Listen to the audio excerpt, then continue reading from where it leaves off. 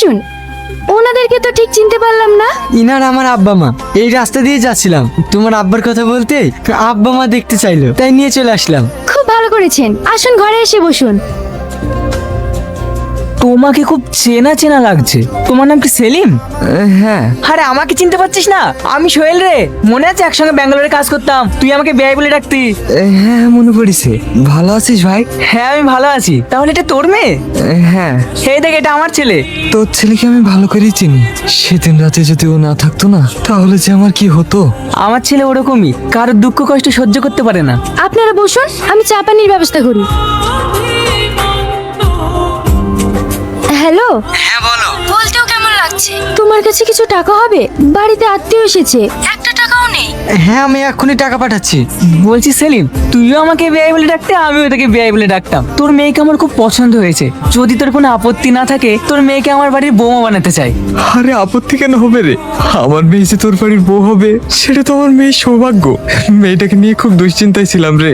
আজকের এই শোকের দিনে দুঃখের কথা বলবেন না ভাই। কি নিয়ে আলোচনা করছো মা? তোর বিয়ের ব্যাপারে। এই ভাইয়ের মেয়েকে আমাদের খুব পছন্দ হয়েছে, তাই ওর সাথে তোর বিয়ে ঠিক করলাম। শুভ কাজ আর দেরি করতে চাইনি, 10 দিনের মধ্যে তোর বিয়েটা সেরে ফেলতে চাই। আব্বা তুমি হুট করে আমাকে না জানিয়ে বিয়ে ঠিক করলে কেন? আমি বিয়ে করতে পারবো না। দেখ, ও আমার অনেক আগেকার বন্ধু, আর আমি ওকে কথা দিয়েছি ওর মেয়ের সাথে তোর বিয়ে দেবো। তাই বলে কি আমার মতামতের কোনো দাম নেই? দেখ মা, ওই ছেলেটা খুব ভালো। ওর সাথে তোর বিয়ে হলে তুই সুখেই থাকবি। আমি জানি ও অনেক ভালো ছেলে, কিন্তু কোনো কিন্তু না, আমি যখন একবার কথা দিয়ে ফেলেছি, ওই মেয়ের সাথেই তোর বিয়ে হবে। ঠিক আছে আমিও দেখছি তুমি ওই মেয়ের সঙ্গে আবার কি করে বিয়ে দাও। আমি আজকে তোমার সঙ্গে দেখা করতে চাই। আমার আব্বু অন্য একটা ছেলের সঙ্গে আমার বিয়ে ঠিক করেছে।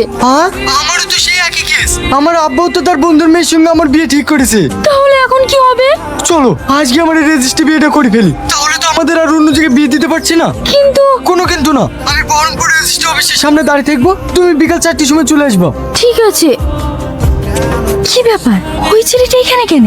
নিশ্চয়ই আব্বা ওকে পাঠিয়েছে আমাকে গার্ড দেওয়ার জন্য। কি ব্যাপার এই মেয়েটা এখানে? তাহলে কি আব্বা পিছু নিতে বলেছে? কি করবো এখন? হ্যালো তুমি কোথায়? আমি তো রেজিস্ট্রি অফিসের একটু সাইডে আছি। খবরতে তুমি রেজিস্ট্রি অফিসের সামনে আসবে না। একজন আমার পিছু নিছে, মনে হয় আব্বাই পাঠিয়েছে। আমার আব্বা একজনকে পাঠিয়েছে, তাহলে কোনো উপায়? তুমি বাড়ি চলে যাও, আমি তোমাদের বাড়ি আসছি। তোমার আব্বাকে ভালোভাবে বোঝাবো, যদি না শুনে তাহলে তোমার আব্বার পাও ধরবো। ঠিক আছে। তোমার বাড়ির লোকেশনটা আমার হোয়াটসঅ্যাপে সেন্ড করো। ঘুরি ফিরি একই জায়গায় কেন পাঠাচ্ছে? সেটা গুগল কি টাল হয়ে গেল নাকি? উল্টো পাল্টা লোকেশন দেখাচ্ছে। কি ব্যাপার, আপনি বাইরে দাঁড়িয়ে আছেন কেন? আপনার বাবা মাও তো এসেছে, ভিতরে আসুন। আব্বা মা কি জন্য এসছে? আপনার আর আমার বিয়েটা ক্যান্সেল করতে এসেছে। ঠিক আছে আমি আসছি। কি লোকেশন যে পাঠায়। হ্যালো, তুমি কোথায় আছো? আমি তোমার জন্য কখন থেকে বাইরে অপেক্ষা করছি, তাড়াতাড়ি এসো। আমি তোর পিছনে। দেখ সেলিম, এখনকার যা ছেলে মেয়ে, তাদের অমেতে আমরা কিছুতেই বিয়ে দিতে পারবো না। আমার ছেলে তোর মেয়েকে বিয়ে করতে চাইছো না। আমার মেয়েও সে একই কথা বলছে ভাই। জোর করে বিয়ে দিয়ে তো আর সংসার করানো যায় না। আমরা বন্ধু বন্ধু হয়ে থাকবো। বিয়ে হওয়াটা আর আমাদের কপালে নাই। আচ্ছা আব্বা, আমি রিয়াজকে বিয়ে করব। হ্যাঁ আব্বা, আমি তুই নাকি বিয়ে করব। তুই যে বললি একটা মেয়েকে ভালোবাসিস। আরে আব্বা, আমি ফোনে যে মেয়েটার সঙ্গে প্রেম করতাম, এই তো সেই মেয়ে। এসব তুই কি বলছিস? তোর কত শুনে তো আমার মাথা ব্যথা ঘুরে যাচ্ছে। থাক, তোমাকে আর মাথা গোলাতে হবে না। আজকাল ফোনের যোগ, কখন কি যে করবে ও তোমার মাথায় নেবে না। আর তাছাড়া ছেলে মেয়ে যখন রাজি হয়ে গেছে, কালকে ওদের বিয়ে দিয়ে দেবো। বেন ঠিকই কথা বলেছে ভাই। তাহলে সেলিম, সত্যিকার তুই আমার বিয়ে হয়ে গেলি?